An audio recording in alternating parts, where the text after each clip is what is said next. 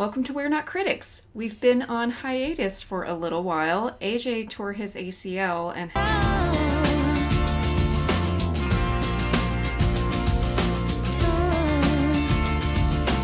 had surgery, and that was a lot of fun. So it's a little difficult to sit at a desk for more than, I don't know what, We'll see how 30 long this minutes at a takes. time. Yeah, we'll see how long he lasts. So it's October 1st. We're recording our Halloween episode. I would dress in like fall clothes, but it's 92 degrees outside, and this room gets hot when we record. So I've got a little ghost earrings, but I'm not going to show both of them, and this cool skull and bones necklace that a former boss made me. So that's as far as I'm going. Oh, and I have a fall theme. I'm drinking some Llano Estacado Harvest Viognier that is made in the wine country where I grew up in rural West Texas. All right, so this is our Halloween episode. We started watching scary movies. Well, we never stopped, but we really got into it in after Labor Day of this year. That's when spooky season starts.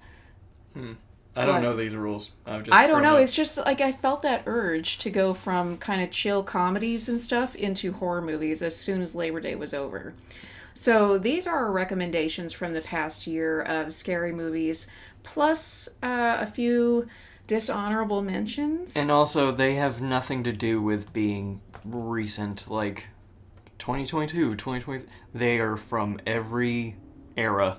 They just happen to be something we've seen in the last year. Our oldest is from 1990, and our most recent one is from 2023. So these are all just movies that we've watched within the last year. And there are two that I forgot to write the dates of at the beginning, so I apologize for that. No. All right, so number one is Willy's Wonderland, which I think was from 2021 or 2022, with Nicolas Cage, who doesn't say a word the whole time. He goes and works to clean out this Chuck E. Cheese's place, and it's haunted, and he has to fight the robot animals. He's kind of like, he's like Keanu Reeves. He acts better when he doesn't talk. I don't know. I like hearing him talk. I mean, he's extremely fun no matter if he's good or bad. No. Yeah, that's a weird-ass movie. It's literally just if Nicolas Cage drove into town, got hired at kind of Friday Night at Freddy's, and murdered monsters all night. Mm-hmm. Animatronic monsters.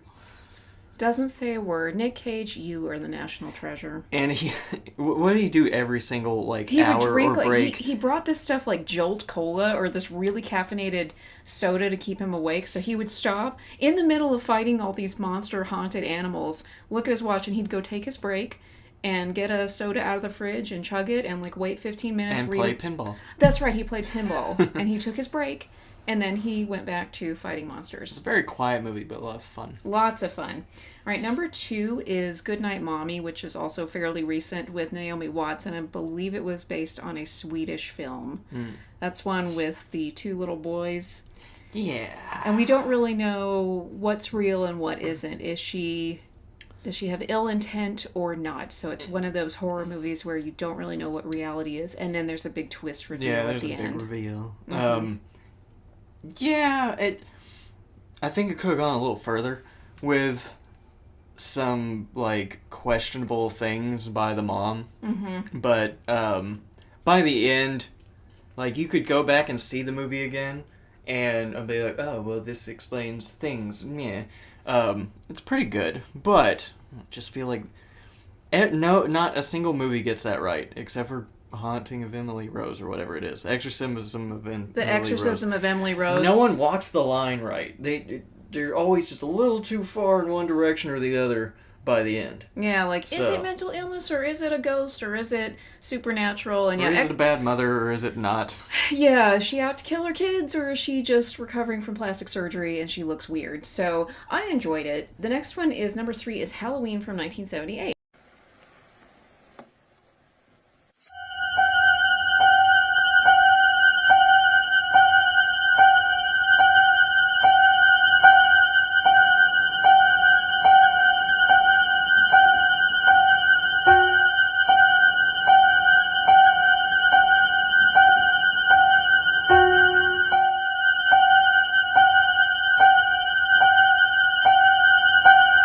I had never seen it before. Had you seen it before? Yeah. Okay, I didn't grow up watching horror movies. Horror movies have been a recent thing for me. I finally like think I had my breaking point in 2020 where I looked at him. I said I want to watch The Ring, and I've been having nightmares about The Ring since I first saw it in 2005 or whenever. And I But was just it? But didn't we start your journey into horror movie before that? Because it was like a weird. maybe It was a weird like okay, I have to watch horror movies every so often. I was raised on horror stuff with my dad all summer long. We would stay up until like midnight and watch like Tales from the Crypt and stuff like that. So I've always watched that sort of stuff. So your thing was every weekend we'll watch one, and it has to be during the day. so I can make fun of it, and then I won't be scared at night and have nightmares. And then eventually it got to okay, I need to watch The Ring again because that's the scariest movie that Melanie had ever seen to her, except for The Exorcist because that's Watch still out! I've seen the movie. I've read the book. Never again. the top movie. But anyway, and then it became like okay, we can. It was like the middle of the week or something, and it was like dark, and you're like, let's go ahead and watch one. And even though it's dark outside, and then we passed through that, and now it's like any day of the week, anytime, anytime within reason. any type. That might be the thing. It might be the type. If it's a very particular one, like we know it's gonna be pretty good, we might save that for a daytime. But if it's something like it's a dark house and I always have to get up in the middle of the night to go to the bathroom. So and my closet door is kind of open. And so I don't want to be thinking about that when I'm going to the bathroom at 3 a.m. Yeah. So now it's any day, anytime, anywhere. Yeah, I wanted to watch The Ring to cope with my mounting anxiety and depression, which is all the time, but it was especially bad in 2020. And for some reason, horror movies help me deal with that. So Halloween is one of those movies I could watch anytime. It's one of those classic slasher films. My favorite part is when they're at the hospital. No, it's not that, but he shows up looking like that girl's boyfriend. He has like a sheet on his head, yeah, and he has just- the dude's glasses. Just stands there and like, I'll just let this girl keep talking to herself. Yeah, she's like, hey, honey, get me a beer. And he's just standing there. And I think, okay, Mike Myers has a little bit of a sense of humor. All right. So number 4 is a remake of a classic film, Hellraiser from 2022. I liked the original Hellraiser. It's gross. But they're all gross. But it's cool. And I didn't know how the remake was going to go, but I liked the main character, who was a girl with some problems. She definitely had final girl energy to her. The villain was good. The way they did the Pinhead character as kind of an androgynous being was interesting. They did that with a lot of the Cenobites, where it wasn't really clearly male or female. As far as a remake or reboot or horror movies are like, they have to be a sequel and a reboot and a remake all in the same time, and it's weird and they need to quit it. But as far as that goes, pretty damn good. Like, I didn't nitpick too many things. It got kind of existential, which I enjoy. I wish, again, it would go even farther, because every once in a while you just need existential horror, and you can't get it very often in a movie, which is kind of sad. But, yeah, this one was actually surprisingly good. I felt a little weird about, like, the voicing and everything, but outside of that, because the original Pinhead had such a cool voice. That dude had some bass in his voice. But, yeah, it was pretty good. Especially for a Hulu original. Yeah, I could watch it again, because Hulu either has really good horror movies or really stupid horror movies. Number 5 is Victor Frankenstein from 2015 with James McAvoy and Daniel Radcliffe. So you know you're going to have a good movie. So James McAvoy plays a young Dr. Frankenstein, and Daniel Radcliffe is Igor. This is going to hurt just a little bit. What are you doing to me? Listen to me! You are not Wizard Harry. And hilarity and weirdness and creepiness ensues. Yeah, and the actual Frankenstein's monster moment is... It's not that big of a moment. It's more about the build-up to it and their relationship between them two. So, yeah, if you don't know anything about it, it's basically the Robert Downey Jr.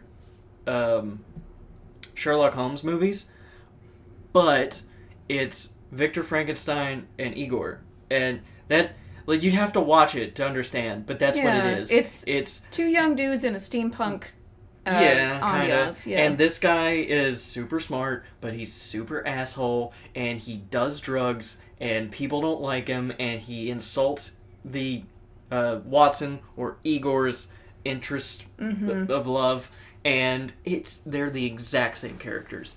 But it's still those two people and those two characters together are a lot of fun anyway, so I don't care what they're called. Really, you could put James McAvoy and Daniel Radcliffe together in anything and it would be awesome.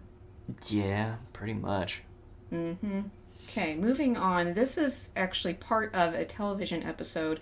Simpsons Treehouse of Horror, Season 34, Episode 5, Not It. Can I get my butt back, sewer clown? Why, sure.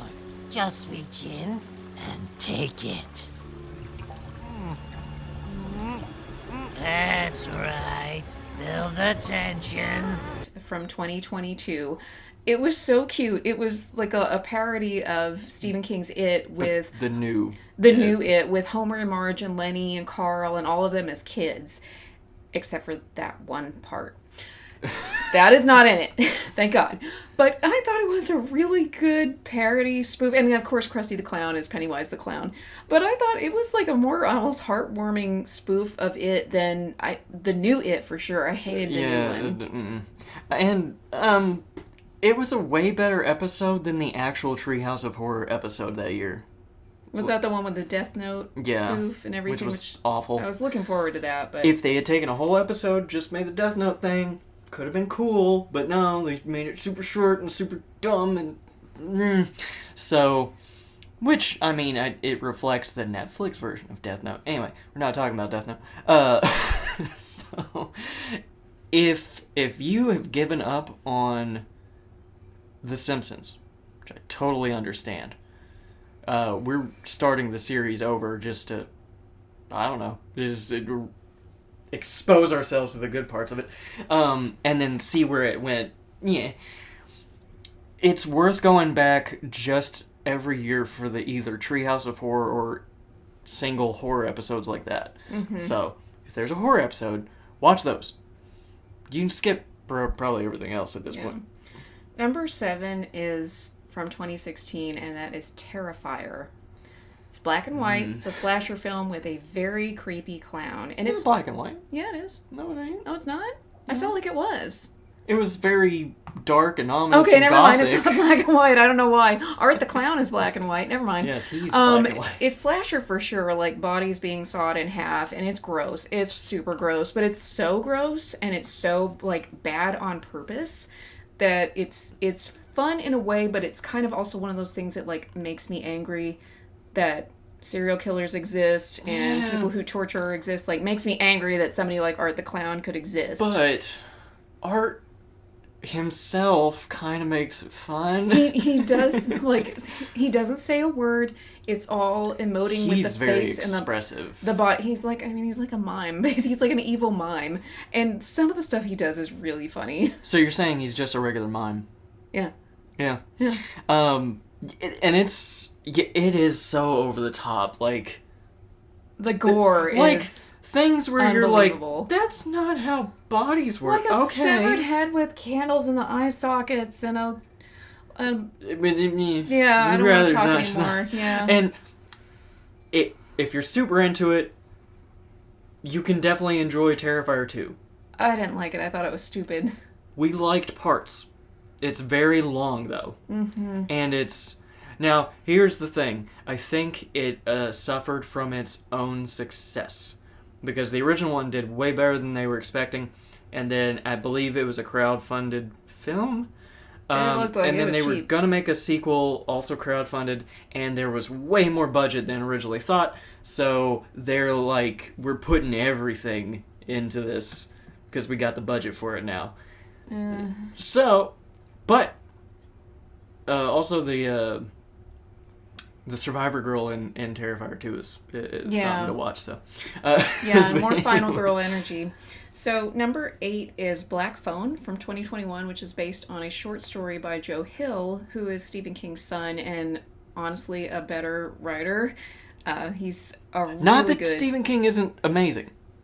Yeah, His- don't come at me, don't at me. I love Stephen. I have There Are Other Worlds Than These from The Dark Tower tattooed on my arm, as does he. As does he. I don't know how this camera works. I can't put my arm in front of it. But anyway, we both have Stephen King related tattoos, so we love Stephen King. For the craft itself, writer for writer, Joe Hill is more sophisticated. He wrote Horns, he wrote Nosferatu. Both of those have been adapted into movies and TV. There's another one. Heart-Shaped Box? Heart-Shaped Box. That one hasn't been adapted yet, but it could. So anyway, Black Phone is part of a collection called 20th Century Ghosts. And actually, the 20th Century Ghost story is my favorite story from that book. But Black Phone is part of it. And it's a lot to stretch a movie out from a short story. But they take the main pieces. It takes place in the 70s, and the little boy is kidnapped by a very scary Ethan Hawke. And so he has to find ways to escape. And without giving too much away, he gets clues from people who have been in that same situation before. Yeah. And there's a supernatural element to it. Was this on our... This wasn't on our list for 2021, was it? For, like, best films of the year? It might have been. I can't remember. If it wasn't, it deserved to be. It was very good. It's probably the only one we haven't gone back and rewatched. One of two. But, yeah, I liked... Luckily, like, I liked the kids that were in it. Mm-hmm. It felt very It-like in that way. Like, Likeable kids. yeah, that, you know, they've had hardships in life, so they're, you know, they're mature, but also they're still kids, so they're kind of, like, dorky and they're assholes and whatnot. And there's, you know, a little Steve King in this, because he is his father's son. And things that are almost supernatural, but I'm not going to say what they are. But it walks that line of, like, I'm just going to say that it's there, and I'm not going to tell you anything about it. And that can be good or bad. It's up to you if you like that sort of thing. Mm-hmm. Sometimes it's needed. And Joe Hill's actually really good at that, because Horns is the best example. One weird thing.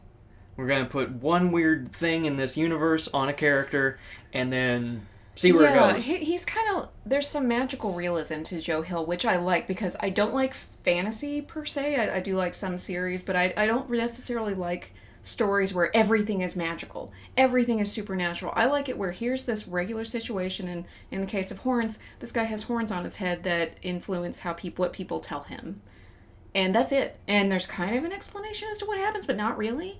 So it's just this one thing. Yeah. So anyway, yeah. As for Horns, the movie, I would recommend the book instead. Yeah, don't... And if you watched the movie... It was fine. And you were like, wow, this is pretty good. Wow. Read the book and then you'll be disappointed in the Yeah. movie. Like I was. My God. Yeah. Oh my God. Okay. Sorry, Daniel Radcliffe. Number 9 is Run. Will she be okay?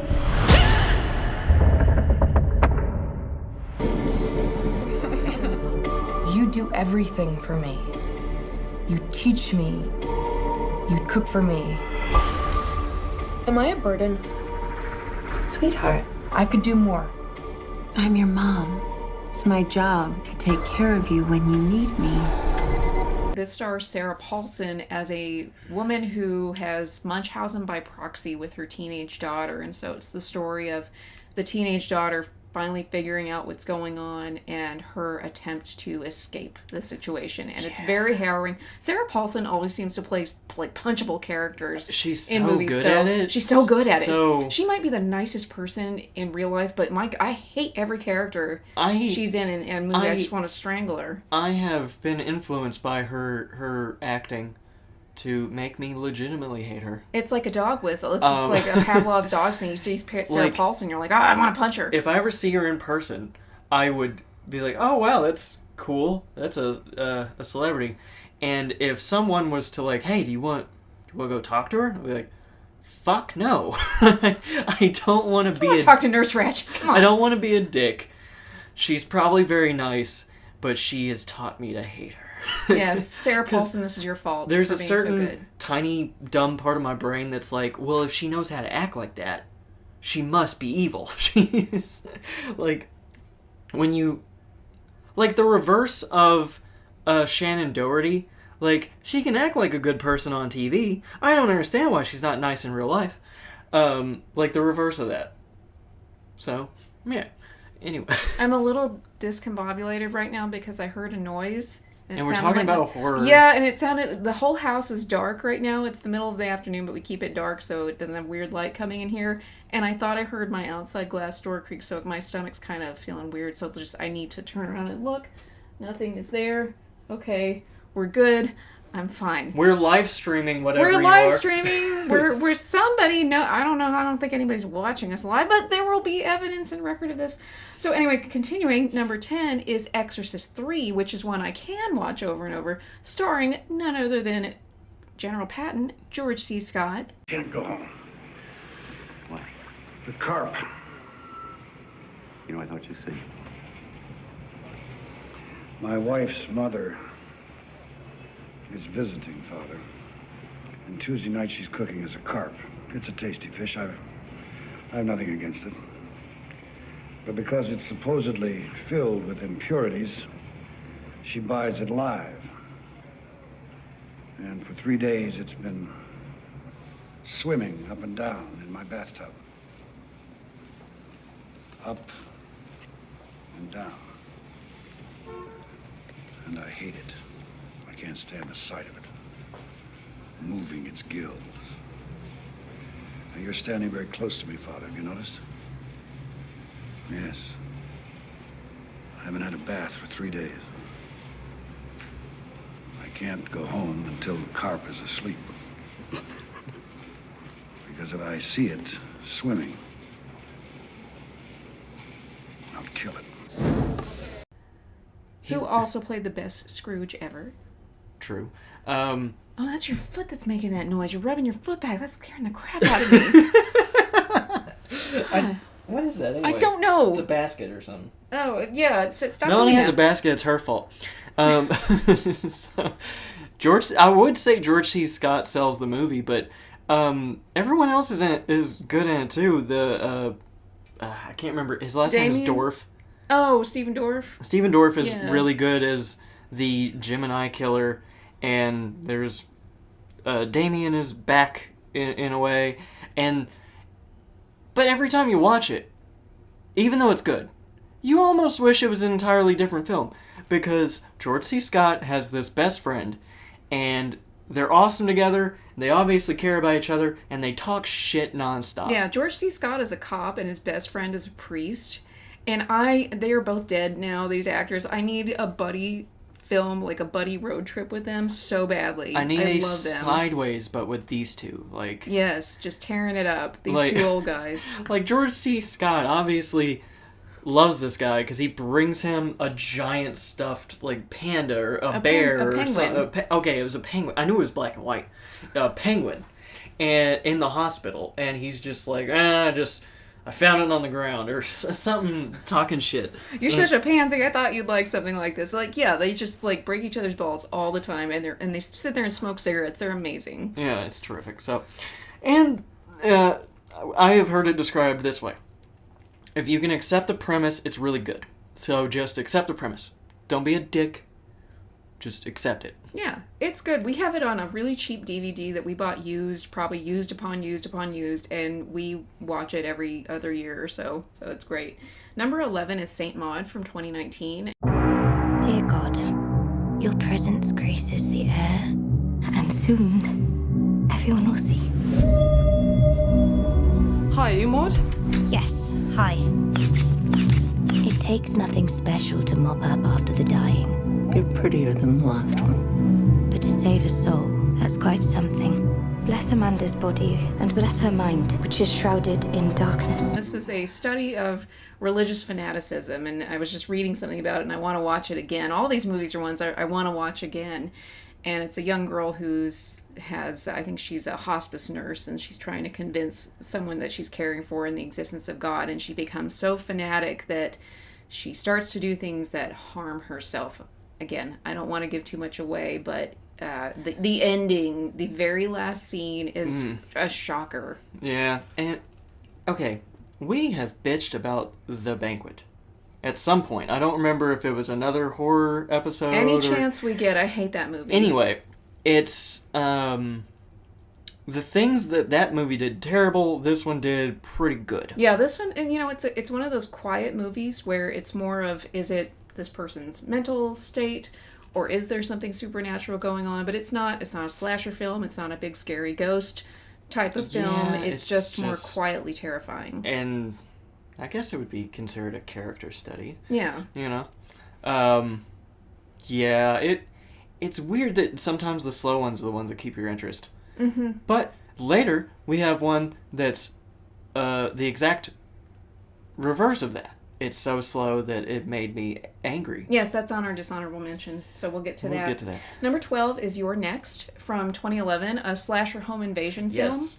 And as the girl from Step Up 3 using her natural Australian accent, which is awesome. And she is, man, talk about final girl energy. She is a badass girl. Basically, okay, shortest version of the premise. Family gets together. Family attacked by intruders. Things happen. And this girl fucks people up. Mm-hmm. Amazing. It's like Home Alone, but with horror. Yeah, and you actually see the blood that you should have seen in Home Alone. And a legitimate In threat, death. and a person who I was sold on her doing what she did. The tiniest thing I can be bitchy about is sometimes, now she always grabbed a weapon, but sometimes I think she would grab something and I'm like, no, that the other thing is right there, it's better, grab that. But other than that, it doesn't have this is okay, this is a good representation, because I bitch about this sometimes, because I'm a man. Women empowerment. She's not super strong or anything, or superhero. I believe every second of her survival. Yeah, and they explain the reason why she's very good at surviving. And you take it for what it's worth, and you're like, okay, I can believe this for this character. Yeah, I remembered this movie for years because I saw it when I was younger. And I didn't remember everything, so it was fun to go back and watch it, but it stayed with me, so that's the most important thing. Mm-hmm. It's not necessarily a great movie, but it's a good movie, and it's fun. It's a lot of fun. It's fun, and then there's a good twist reveal of, who was behind it all along, and so there's that drama going on, too. The only bad thing about the movie is it spawned this weird little claymation thing of The Simpsons. Oh, yeah. That's very disturbing. That is way more disturbing than anything on this list. Yeah.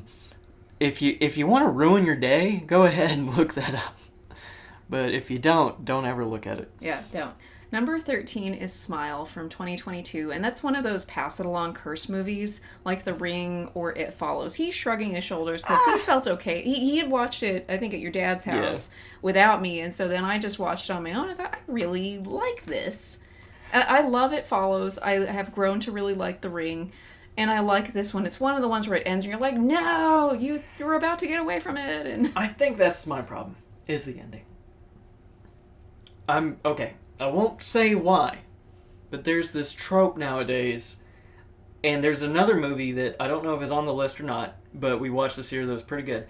But horror movies now all have to end with, is it really over? It's let it be over. Oh, thank God they're safe. No, they're not. Woo! You break your own rules when every single time that it's not over, it's Dumier. It's one thing for The Conjuring to be a series, because it's like demon hunter people, whatever, exorcising peoples. I don't know what they called. They're not exorcists. Ghost hunters. Anyway, I don't know. So that you can have the same people going up different things. It's interesting, different every time. But when it's one particular storyline, and it's just a normal person, this could be with any horror movie, and at the very end they're like, but what if? Yeah, no, I'm tired of I just want a contained movie. So Apparently it's enjoyable, but I don't like the ending. Yeah, the only thing that might be disturbing about this movie for people is that the curse, self-harm, suicide type of things, kind of like in The Happening or in Bird Box, so it's that same type of curse, so if that is not something you want to see, don't watch this movie. Number 14, again, one that makes you question what's reality and what isn't, is Pyewacket from 2018. Hi. Hi. It's an amazing book. Thank you. But I just wish maybe you could write a little bit more about rituals. Just careful what you believe in. Yeah. I love this part. I don't think the devil's role is to create evil, rather to expose the evil in the hearts of men by challenging their loyalty to God. That's cool. I think our parents will always be our parents. I mean, like, we're supposed to look up to them, but they're really just people, right? This is another one that's in line with Saint Maud. Yes. Really, really good. Walking the line up until the last moment in which, when they reveal what was really going on. So, and it plays a lot with kind of like the skeleton key idea. Like, is it real because you believe it's real, or is it real and then you have to believe because it's real, or is none of it real? Yeah, it's a teenage girl who it gives me New England witchcraft vibes. So she's pissed off that she and her mom moved to the country, so she starts dabbling in what she thinks is witchcraft. After her father dies. Yes. Which is also something that happened in The Banquet. So there's a trifecta of these movies of, is it real, is it not real, is it your mental illness, and also one's terrible and two are good, and this one's really good. Yeah, I think that's a trope that we've seen lately, is like it's triggered by grief. Like in Midsommar, there's this girl goes through her parents and her sister dying in a horrible way at the beginning, and then she goes to Sweden or wherever they go and have that awful experience with the cult. So a lot of movies do that, and as somebody with mental illness, I do kind of get sick of the trope of like, oh, they're dry swallowing pills, and you can't trust them because they're unreliable narrators. We don't see that much in Pyewacket. I think it's more like Skeleton Key. With Pyewacket, it's a little more like teenage angst is a bitch sort of thing, which everyone can deal with, so it's not like pointing fingers. Yeah, it's not like anyway. specific to mental illness or, your husband dies or whatever. Everybody's been a teenager. Everybody has had run-ins with their parents.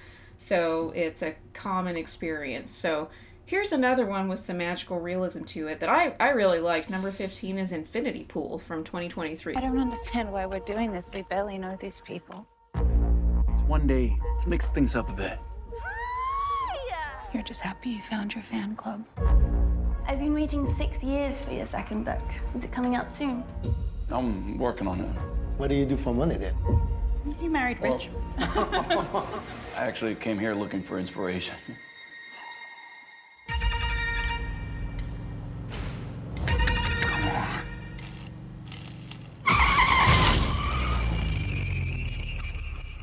That's our most recent movie with Eric Skarsgård. It might be the strangest on the list. Yeah, so he is in a fake country that may be something, it's kind of a little Eastern European country like Romania or something like Turkey that. They're at a hotel, and it's discovered that the magical part is that if you commit a crime, they'll create a clone of you in this infinity pool that they'll execute as punishment for a price. So it caters to rich people. So this is how this country kind of keeps its economy going, is through this.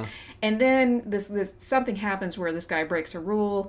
Oh, I think they run over somebody. It was a pretty bad crime. And so they said, we'll either execute you or we'll make a clone of you. And the son of the man who died will kill you, and you have to watch. And at first he's really troubled by it. He's really torn. But then he discovers this group of kind of rich jet setters who do this for fun, and they kind of get off on making clones and watching them die over and over. So it's kind of a study in hedonism. And this is coming into a similar trend that I actually kind of enjoy lately, is kind of the takedown of the super rich. And like, they're really fucked up. Like, what more do you need to feel satisfied? What more, how much debauchery do you need to feel satisfied?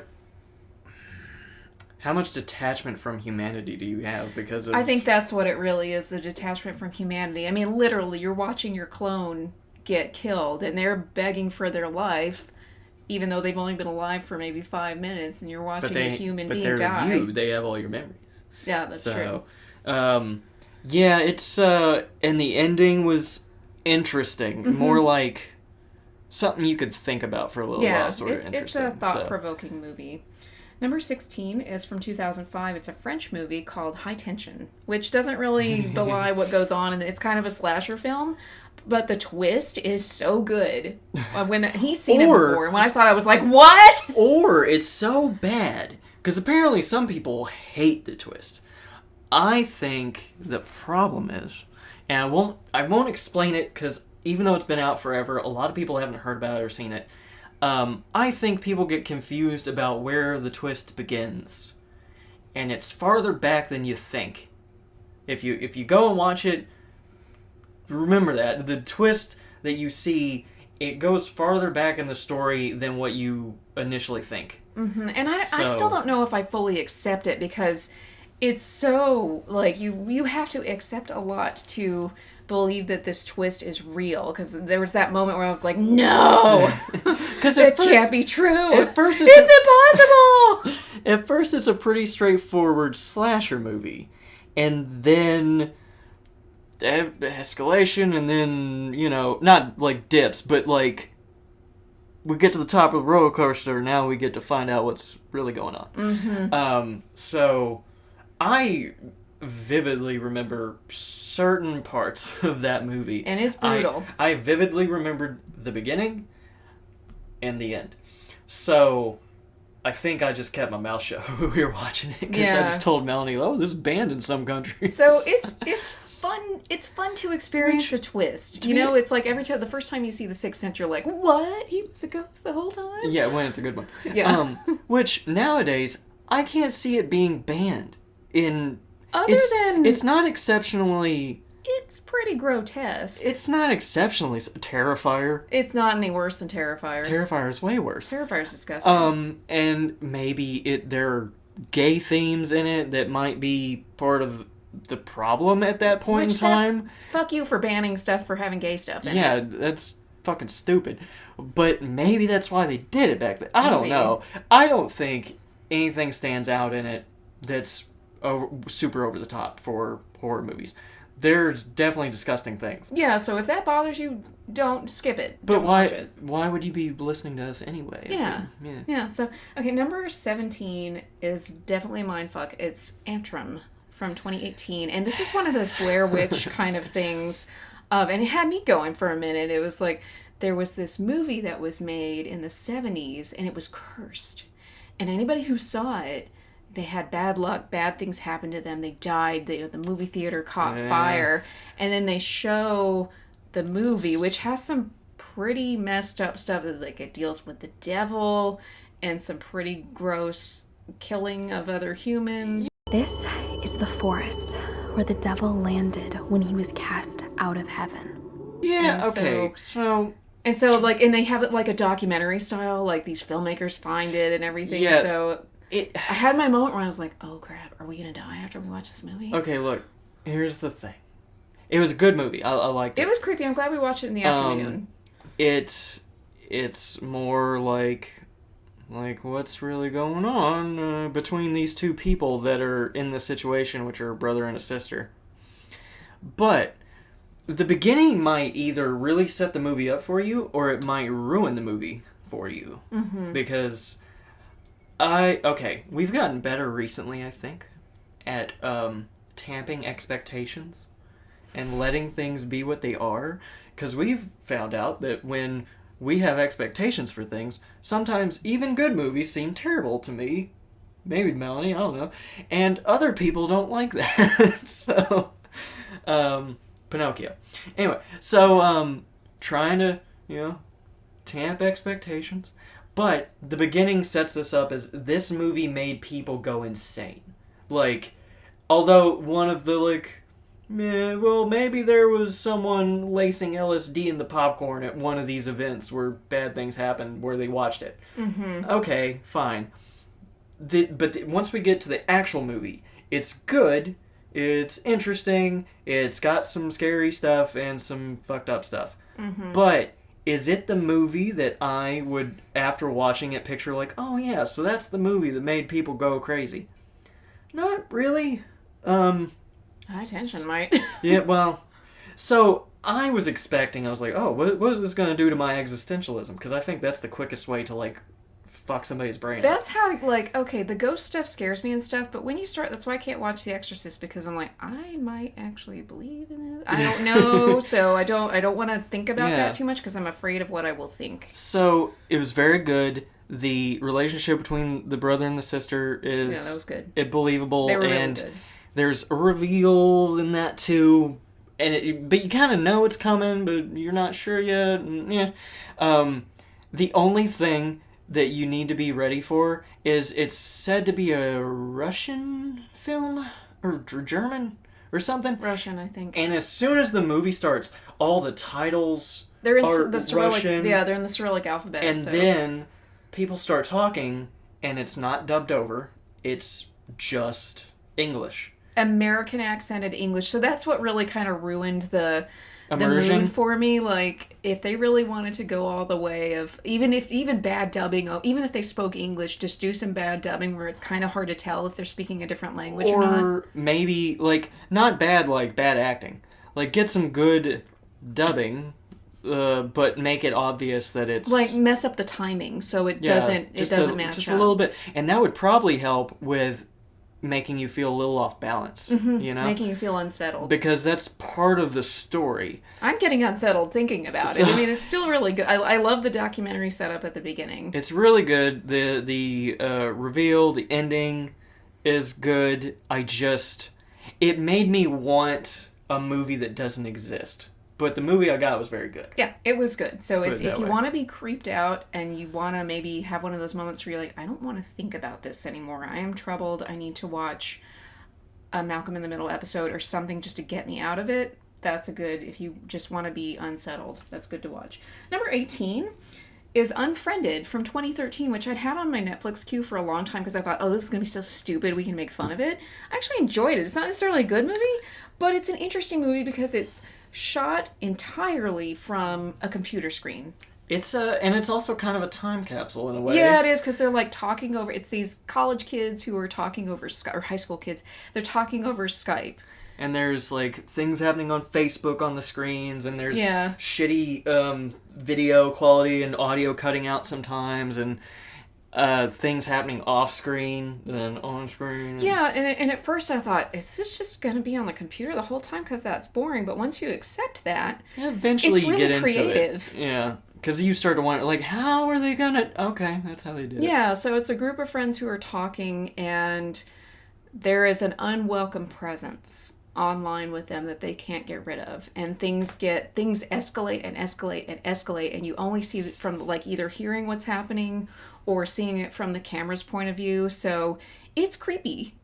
I liked it. Yeah. It was better than I thought. It was, especially for like the subject matter, like Unfriended, teenagers type of stuff. This is gonna be dumb. I enjoyed it. I thought it was spooky. If for nothing else, it was an interesting thought experiment to make a movie that way. Yeah, just like an interesting art project. Whoever had the idea for that, good for you. Yeah, good art project. You made it interesting. I'm surprised.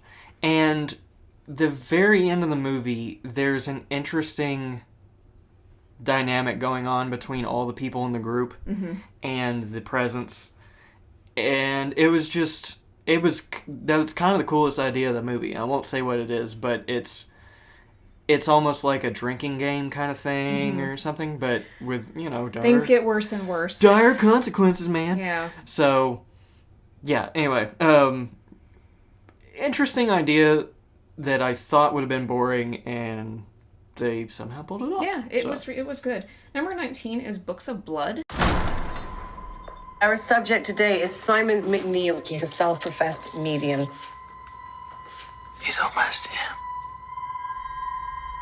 For those of you that don't know, I recently lost my son, Miles. People like Simon like to prey on grief. Ready whenever you are. I need complete darkness. Or rather, they do.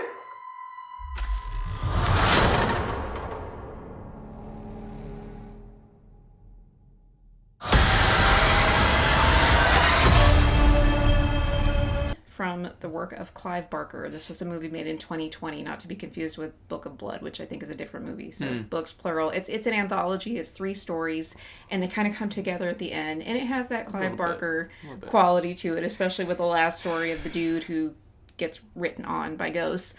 I liked it. Barker he's got a very particular style. So now, for those who don't know, Clive Barker gave us Hellraiser and Candyman, right? Yes. Okay. And there's probably another one out there, but those are the big ones. Yeah. He takes cursed energy, spirits, ghosts, demons, all that stuff to very extreme levels. And I've never been Gorefest type of horror person. I don't care that much. I want dread and like threat. I actually like spaced out over time, but I like home invasion stories where the people on the inside fight back. So I'm cool with like violence, but sometimes Clive Barker, and I don't know if this is like the filmmakers or him, probably him because it happens in all of his movies. It's very grotesque in some ways. In an artsy way. Like, how beautiful can I make this ripped up living corpse? Although the most unsettling story of the anthology for me was the middle one, which does not have really a supernatural element that we think. Really, the perpetrators are people. Yeah. The house. That's all. I don't want to say any more. And body parts are removed, and I don't want to say anymore. So that freaked me out, because sometimes I think, there are real humans out there who do bad things. I don't know if these ghosts and ghouls are actually real, but people are, and people do bad things. If I had to be nitpicky, the only thing I'll make a tiny complaint about is there's always not always, but a lot of times in an anthology, which you don't really get a lot of, but there's a through line. There's like some part of the story that just connects everything.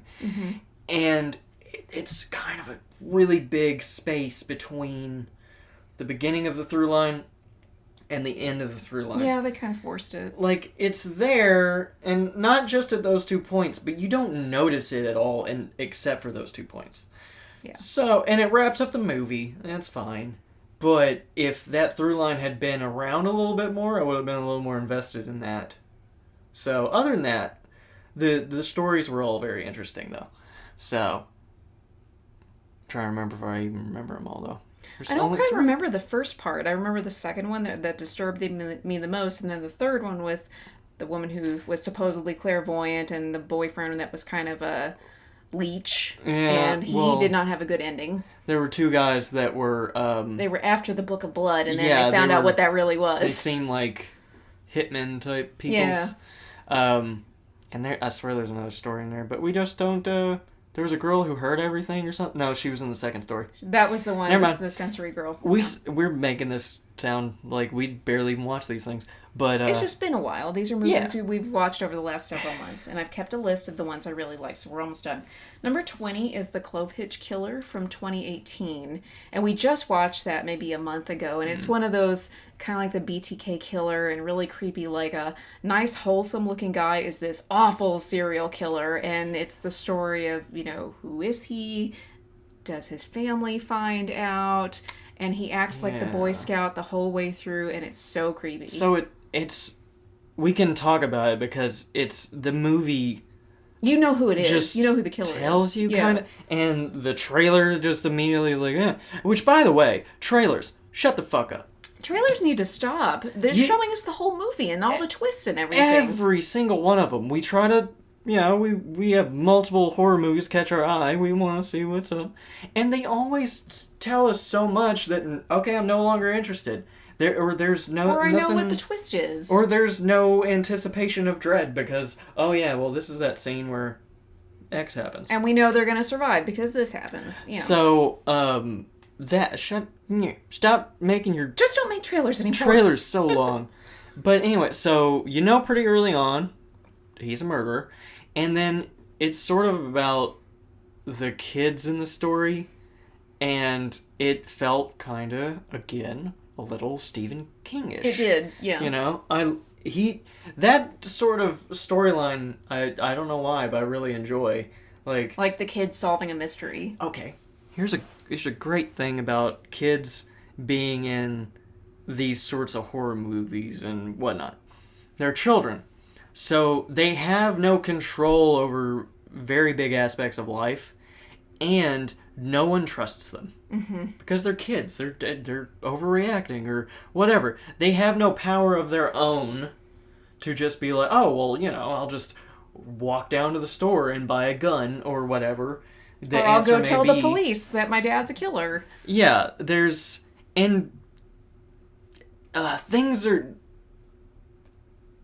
that are like aggressive to you emotionally are even bigger to them. So it's a pretty good vehicle. I don't want every movie to turn into that, but it's, if you have a good story and you make that audience, like that group of people, like your main center point, it kind of can heighten it a little bit.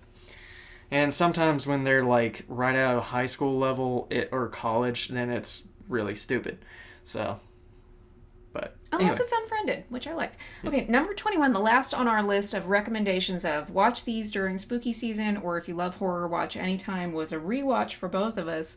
And one I've been bugging him to rewatch for months, Ghost Ship from 2002.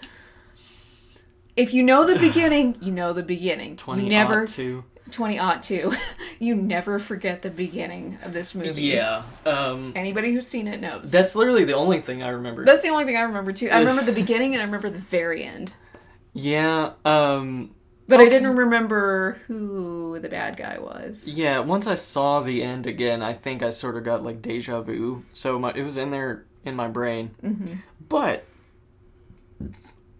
it's okay. I'm gonna give this movie a synopsis that the original creator probably didn't want, but it's apt. It's The Shining on water. Just like a ghost ship, huh? Basically, yeah. You have Disney on ice and The Shining on water. It just is. It's got the vibe. It's got like the weird party ghost aspect. Like, what's weird about the ghosts? Why are the ghosts so freaky? It's got the little creepy girl that. Just one of them. Yeah, just one, but... Oh, also the sexy lady who is not. Yeah. Later on. It's the only... And this is me nitpicking, but it's also enjoyable because it's kind of like time capsule moment. There is one scene that plays so out of place. It's necessary, but the style of everything, it was suddenly Ocean's 11. And yeah, it was like, here's how it all went down. Yeah, it's the reveal scene. I didn't know that there needed to be a reveal like that. I just thought, that's that thing at the beginning. There you go. Bunch of people died all at once in a weirdly horrific way. Like, that series of stupid-ass movies we keep watching the new one of. I don't remember. I don't know what you're talking about. Death is the center point. That's all of them. These are horror movies. Creative death. Oh, Final Destination. It's a very Final Destination death. Yes, and I thought like, oh, well, there you go. That's why.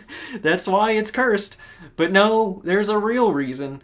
And once... A pretty good reason. I liked it. It's interesting. Once you get past that one scene that's the reveal, the actual explanation is pretty interesting. Yeah, it's cool.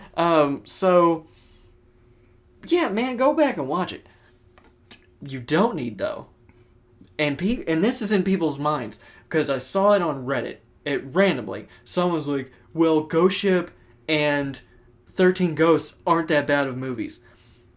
You're half right.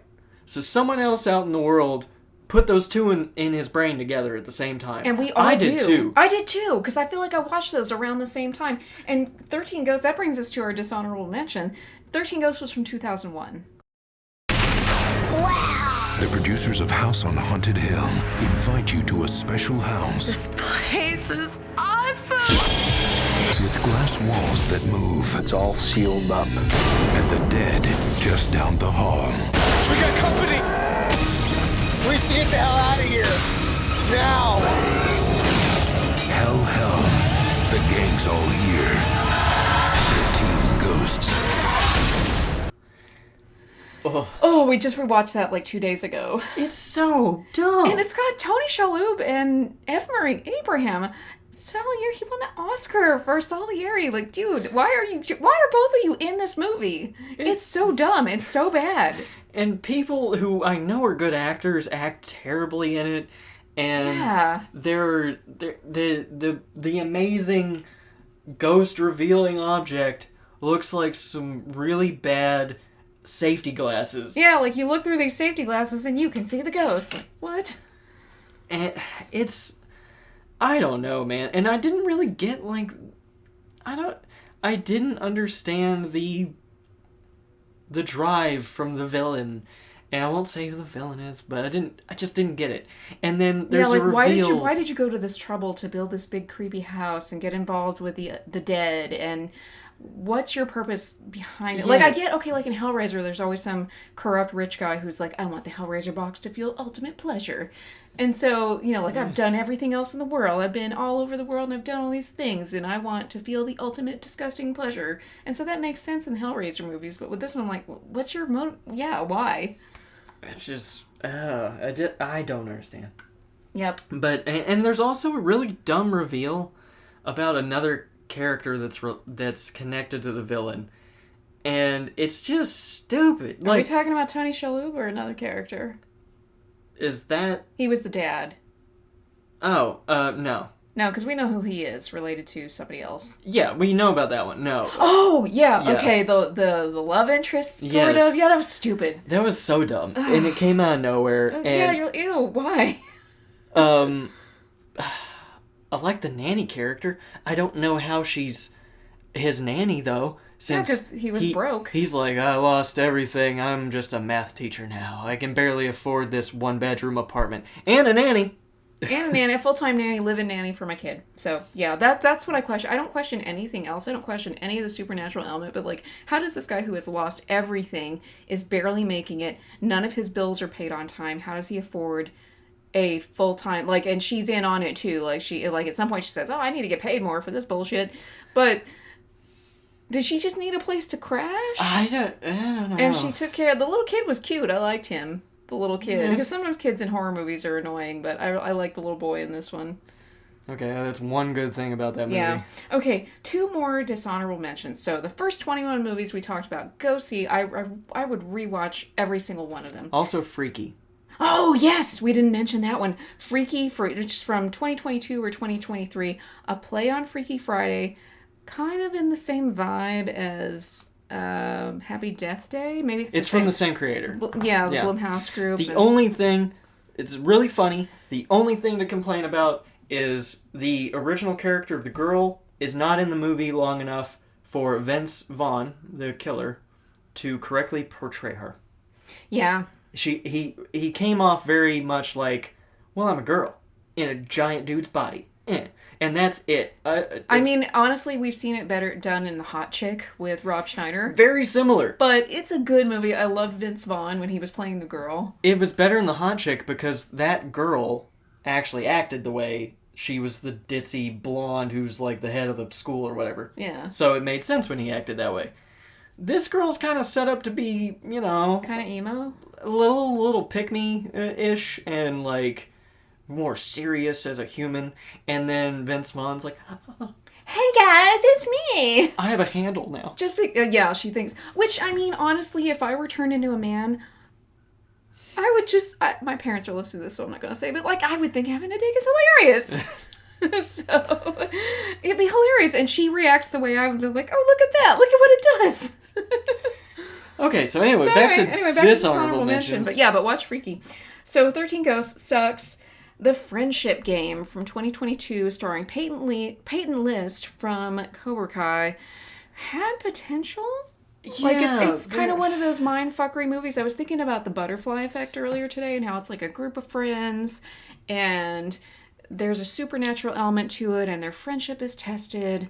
That's honestly a better movie than if you want that same vibe. watch The Butterfly Effect rather than The Friendship Game, because it had kind of a good idea, but it never followed through. It was confusing, and not in like a good artsy, like, well, what they really meant was this. No, it was not well thought out. No, the ending, the reveal is very strange, because it's like... I don't even remember the reveal. It was stupid. Well, there are... Fuck. It was so forgettable. Well, no, it's not forgettable exactly. I mean, I guess it could be. I don't know how to explain it. It has this sort of like, well, what does it mean to have infinite possibilities sort of thing, kind of crammed in. It's not correctly fleshed out. And there seems to be a malevolent spirit connected to the box thing because it seems like there's a thought force behind like someone's guiding things. And then we see certain characters die at certain times, or a character dies at the beginning that kind of sets everything up, but it shows the version of reality where every one of her friends killed her, but it doesn't explain that those are other reality. It's very confusing. Like, I'm all good with a good mindfuck, but this was not done well. It had an interesting idea, and it fucked it up. Maybe take it and retry with that idea. I would have been curious about, like, yeah, the infinite worlds, this version of the world where this happens. Multiverses have been like a thing lately. That's been a theme because we watched The Flash a couple of weeks ago, and multiverse is a theme with that. We watched the new Spider-Verse movie a couple of months ago, and so that just keeps being a recurring theme. And I like the idea of that, so I like seeing people explore it, but they just didn't do it well with this movie. We need to just watch Everything Everywhere All at Once. Everything Everywhere All at Once, yeah. So we haven't watched that yet, and I know that's like for people that watch movies, it's like a sin at this point, to be honest. But maybe we'll just have to look at that to get what we're looking for, because that movie it was annoying. The Friendship Game? Yeah. What I hate is when it's just interesting enough to keep me invested the whole movie, and then at the end I'm just angry that it was bad. Just like, what? Okay, last dishonorable mention. When we tried to watch yesterday, we got maybe 30 minutes in, and I fell asleep. I Am the Pretty Thing That Lives in the House from I can't read my handwriting. I think it's 2016. It's that old? Boo! I hated it. It gave me the same vibe. You haven't seen it, but it gave me the same vibe of I'm thinking of ending things, which I'm sure somebody will come in and say, well, you just don't understand the art behind that movie. I'm like, fine, okay, whatever. I made myself watch the whole thing of I'm thinking of ending things. It was so pretentious. I hated it so much. That is the word. Maybe I should try reading the book instead. But anyway, back to I Am the Pretty Thing, blah, blah, blah. It was one of those, okay, like Saint Maud is a very slow, quiet build. This tried to be as well, but it was just boring. We turned it off and I took a nap for an hour, and that was better than watching that movie. I just got so angry at the I was starting to drift off and I heard you yell at, and I was like, what? The main character, and this is, okay, the setup is, I believe this is a Netflix original. Girl is a nurse. Like a hospice nurse. Kind of like in St. Maud. Live-in, and she goes to this woman's house to be her nurse, and it's this famous writer, and she wrote 13 horror novels, and this woman, like, read 9 pages of one of her books, which is, like, stupidly specific in an annoying way. And the whole movie, when she's in her head talking, which she does all the time, and the shots just sit. And not in a way, I know forever. I know they're going for unsettling, but it was It's not. It's it was boring. But she's so pretentious in her own head. She sounds like she's trying to be an author who has too much interest in prose. Everything she talked about was a metaphor about life and death, and like, shut the fuck up. I don't care. I don't care if you're... Nothing happened. The only thing that might have kept my interest is I think she's really the crazy person in the whole story, because she was on the phone, George Carlin, deal with it, that had like a 16-foot cord, and she would... Now this might be bad filmmaking, but it gave me the impression that she was talking to herself, because she would say things, not give enough time to respond anyway, to people in a way that no one talks to someone as. No one talks to each other that way. And then, like, a random thing would happen. You never hear a voice, ever. Mm-hmm. And it's just, it was infuriating. I was like, okay, she's the crazy person. She already told us she's going to die, so I don't know how she's telling us the story. That's what caught my attention was she said, I am 28 years old. I will never see 29. I thought, that's not how 28-year-olds speak, but okay. But so my thought was, okay, good. I want to see how she dies.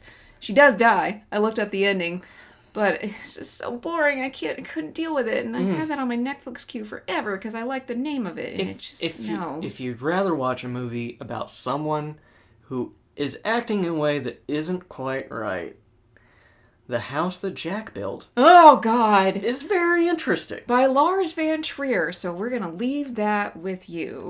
Which apparently I've never watched any of his movies. Apparently he's known for making possibly, like, on purpose, over the top, like... Controversial, a little pretentious, on purpose type of films. And maybe Jack the House Built is like a self-roast about that, because... There's a murderer who starts out very bad at it. Yeah, it's Matt Dillon. He was just kind of funny. And he's got conversations with Virgil from Dante's Inferno. Yeah. Throughout the film. So it's like a fan fiction about Virgil. Yeah, and they're talking about Which art. Dante's Inferno was a fan fiction. Yeah. So. And they're talking about art. And what does it mean to be art? And and I'm the artist. I'm not a murderer. It's more about this than me. And yeah, it's a statement on society. I mean, sure, fuck off. I mostly kill women, but I'm not a misogynist. I kill dudes too. What does that mean?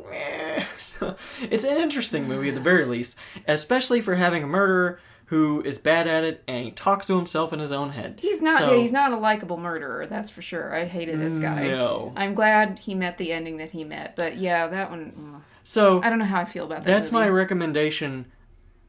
Only against that I'm the pretty thing in the house that I wish Jack had built. So, yeah, that's... So, for pretentious movies, I wonder if Lars Van Trier was the inspiration for, in Nope, there's the filmmaker who's so dedicated that he gets sucked up into the alien. I wonder if that's like a send-up of guys like that who are just these pretentious artists. And I come from an artistic family, so you don't have to be pretentious to be a good artist. So, anyway. Sorry if we just spoiled part of Nope. Sorry. Whoops. Oops. Other things happened in Nope. Also, we didn't love Nope. I liked it. We didn't love it. I liked it. We didn't love it. I didn't... Well... It didn't make it onto the list. Just saying. Fine. I thought it was good. It was fine. It was the worst of the Jordan Peele movies, but it was fine. But it's still the best of many other things. It's better than a lot of stuff, but it's still just fine. Okay, so I guess we'll get back to a regular schedule. AJ, after sitting for an hour at this desk, how does your knee feel? I don't know. It's been still the whole time. Okay, so when he gets up and moves, we'll see. So we will try to get back to a regular schedule. If you want to join our cult and be my victim, we are on Instagram at We're Not Critics. We're hopefully still on YouTube and all the things. Go watch horror movies. We don't even remember what we're on anymore. I know. It's been a minute. Knee surgery's a bitch. Yeah. So, that's my horror story. I had my knee cut open. Yep. Picture that.